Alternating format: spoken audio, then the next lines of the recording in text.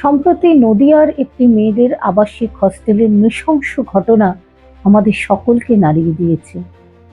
মাত্র নবম শ্রেণীতে পড়া দুজন কিশোরী একটি প্রথম শ্রেণীতে পড়া 6 বছরের শিশুকে হোস্টেলের শৌচালয়ে নিয়ে গিয়ে জল ভর্তি মালতিতে মুখ চুবিয়ে শ্বাসরোধ করে হত্যা করে।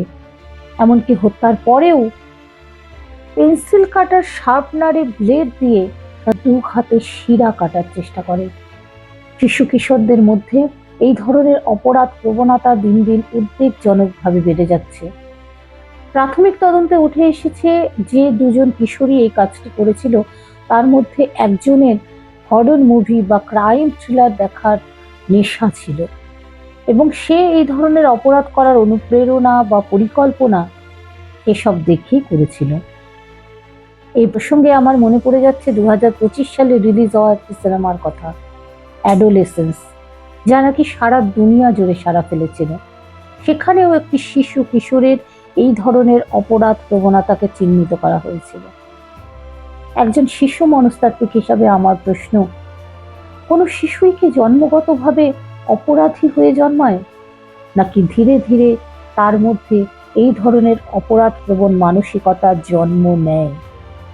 এমন ঘটনা ঘটার পরে আমরা মা বাবা, মোবাইল, সাম্প্রতিক ঘটনা, এই সমস্ত বিষয়কে নিশানা করে সরলীকরণ করার চেষ্টা করি। কিন্তু মানুষের মনের হদিশ কি এত সহজে পাওয়া যায়?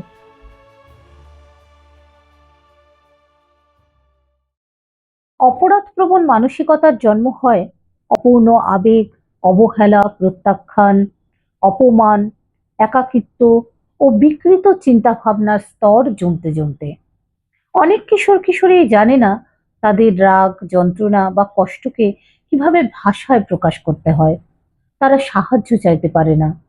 তারা জানে না কিভাবে মানসিক অবসাদ, হতাশা বা প্রত্যাখ্যানকে মোকাবিলা করতে হয়।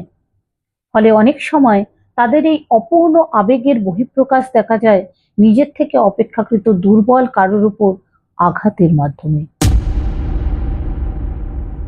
এই মুহূর্তে তাদের, বিশেষত কিশোর কিশোরীদের অপরিণত মস্তিষ্ক মনে করে এখানে আমি শক্তিশালী, এই বিষয়ের উপর আমার নিয়ন্ত্রণ রয়েছে, এখানে আমাকে কারো দ্বারা নিয়ন্ত্রিত হতে হচ্ছে না, এখানে আমি জিতলাম। কিন্তু এই অনুভূতিগুলো সাধারণত সাময়িক। বেশিরভাগ ক্ষেত্রেই কিছুক্ষণ পরে আসে ভয়, আসে অপরাধবোধ, আসে অনুশোচনা। কারণ আবেগের বিস্ফোরণের মুহূর্তে যে মস্তিষ্ক কাজ করছিল, কয়েক ঘন্টা পরে সেই মস্তিষ্ক পরিণতির সম্মুখীন হয়। এই জন্যই মনোবিজ্ঞানে বলা হয় অনেক অপরাধ আসলে অপরাধ করার ইচ্ছে থেকে নয়, বরং নিজের আবেগকে নিয়ন্ত্রণ করতে না পারার ব্যর্থতা থেকে জন্ম হয়। এই ধরনের মানসিকতা জন্মের কারণ হিসাবে অধিকাংশ ক্ষেত্রে যেগুলো দেখা যায়, অস্থির পারিবারিক পরিবেশ, ভালোবাসা বা স্বীকৃতির অভাব, হস্টেলে দমবন্ধ পরিবেশ, নিঃসঙ্গতা বা সমবয়সীদের চাপ, ছোট বয়সে আবেগঘন প্রেমের সম্পর্ক এবং সেই সম্পর্ক টিকিয়ে রাখতে গেলে কখনো কখনো প্রয়োজনীয় সুযোগের অভাব বা সেই সম্পর্ক থেকে কাঙ্ক্ষিত ফিল্মি রোমান্টিকতা না পাওয়ার হতাশা। এই মেয়ে দুটির ক্ষেত্রে তদন্তকারীরা এই ধরনের সম্পর্কের সন্ধান পেয়েছেন বলে সংশ্লিষ্ট সূত্র থেকে জানা যায়।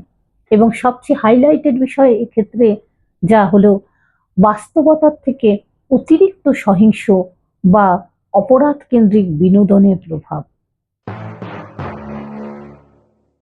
এই সব কিছু মিলিয়ে কিছু কিশোরের মানসিক জগতে এক বিপজ্জনক পরিবর্তন হতে শুরু হতে পারে। ধীরে ধীরে তারা সমস্যাকে কেবল সমস্যা হিসাবে নয়, বরং শত্রু হিসাবে দেখতে শুরু করে এবং এক্ষেত্রে শত্রুকে সরিয়ে দেওয়াই তার কাছে সহজ সমাধান হয়ে দাঁড়ায়। নদিয়ার এই ঘটনায় ওই 6 বছরের হতভাগ্য শিশুটি কিন্তু তাদের শত্রু ছিল না, তাদের শত্রু ছিল চারপাশের পরিবেশ ও পরিস্থিতি। তাই ওই কিশোরী দুজন হোস্টেলটিকেই উঠিয়ে দেওয়ার পরিকল্পনা করে তাদের লক্ষ্য স্থির করে। এই বয়সে আবেগ অনেক তীব্র হয়, কিন্তু দীর্ঘমেয়াদে এর পরিণতি কি হতে পারে তা তারা চিন্তা করতে পারে না। তারা জানে কাজটি ভুল, কিন্তু সেই ভুলের চূড়ান্ত মানবিক মূল্য কতটা ভয়াবহ হতে পারে সেটা বিচার করার ক্ষমতা তাদের থাকে না। ফলে কখনো কখনো সমস্যার সমাধান হিসাবে এমন চরম পথ তাদের মাথায় আসতে পারে যা নাকি একজন প্রাপ্তবয়স্কের কাছেও অকল্পনীয়। এখানেই আসে আরেকটি গুরুত্বপূর্ণ প্রশ্ন: আমরা কি শিশুদের কেবল পড়াশোনা শেখাচ্ছি, নাকি সহানুভূতিও শেখাচ্ছি? এমপ্যাথি বা সহানুভূতি কিন্তু জন্মগতভাবে তৈরি হয়ে আসে না। এটা পরিবার, সম্পর্ক, নিরাপদ সংযোগ এবং সামাজিক শিক্ষার মাধ্যমে ধীরে ধীরে বিকশিত হয়। আমার বিভিন্ন এজ গ্রুপের ভিত্তিতে ইমোশনাল ইন্টেলিজেন্সের ভিডিওগুলোতে এই বিষয়গুলোই আমি বারবার বোঝানোর চেষ্টা করছি। আমাদের সমাজকে সুস্থ, সুন্দর এবং সহানুভূতিশীল করে গড়ে তুলতে আমার, আপনার প্রত্যেকের কিন্তু দায়িত্ব রয়েছে। তাই মনস্তত্ত্বের বিষয়গুলো বুঝে নিজেদেরকে ভালো রাখুন এবং এই বিষয়গুলো শেয়ার করে অন্যদেরও বুঝতে সাহায্য করুন। আমাদের সন্তানরা যেন সুস্থ, সহানুভূতিশীল এবং পজিটিভ মানসিকতা নিয়ে বড় হতে পারে, এই পরিবেশ কিন্তু আমাদেরই তৈরি করে দিতে হবে। সকলে ভালো থাকবেন, সুস্থ থাকবেন এবং পজিটিভ থাকবেন।